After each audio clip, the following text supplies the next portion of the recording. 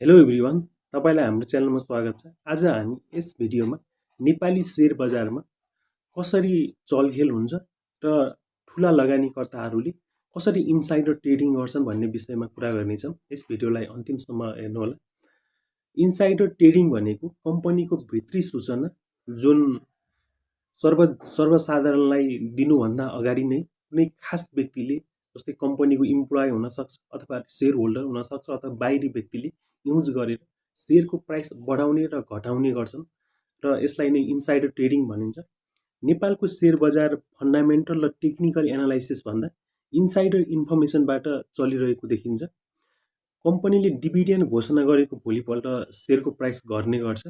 तपाईले यस्ता कैयौं उदाहरणहरू देख्नु भएको छ र राइट शेयरको नोटिस आउने बित्तिकै ठूला लगानीकर्ताहरूले शेयर साना लगानीकर्ताहरूलाई सर्वसाधारणलाई बेच्छन् र आफू उम्किन्छन् र उनीहरूले राइट शेयरको नोटिस कम्पनीले सर्वसाधारणलाई इस्यु गर्नुभन्दा अगाडि नै पाइसकेका हुन्छन् र शेयर किनिसकेका हुन्छन् र राइट शेयरको नोटिस आउने बित्तिकै उनीहरूले साना लगानीकर्ताहरूलाई भिडाएर आफू उम्किन्छन् र त्यसपछि शेयरको प्राइस घट्न थाल्छ। कम्पनीले दिने हरेक सूचना लगानीकर्ताको लागि महत्त्वपूर्ण हुन्छ, तर यस्तो सूचना पैसा र पहुँचको भरमा ठूला लगानीकर्ताहरूले अगाडि नै पाउँछन्।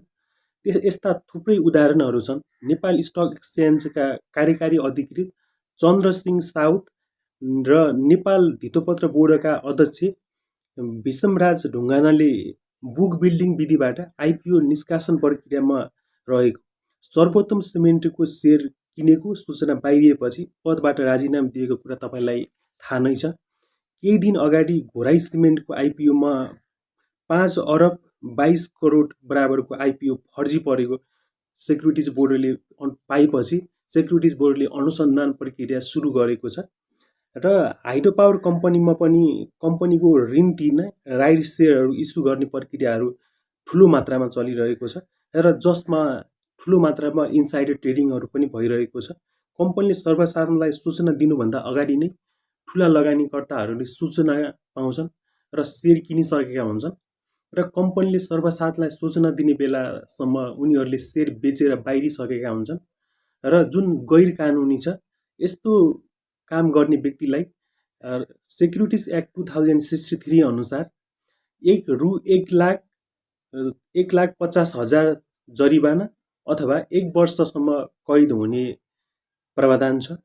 यिनै लगानीकर्ताहरूले नियामक निकायदेखि सरकारमा रहेका नेताहरूलाई पनि प्रभाव पारिसकेका हुन्छन् र नेपाल राष्ट्र बैंकले दिने हरेक सूचनाहरूमा यिनीहरूको पहुँच हुन्छ र 1-2 वर्ष अगाडि तपाईलाई थाहा नै छ केकेएससी खानीखोला हाइड्रो पावर कम्पनीको शेयरको प्राइस उचालेर यिनीहरूले सर्वसाधारणलाई हाई प्राइसमा भिडाएर अझै पनि सर्वसाधारणले उनीहरूले किनेको प्राइस मिट गरेका छैनन्। उनीहरू अझै पनि घाटामा डुबिरहेका छन्।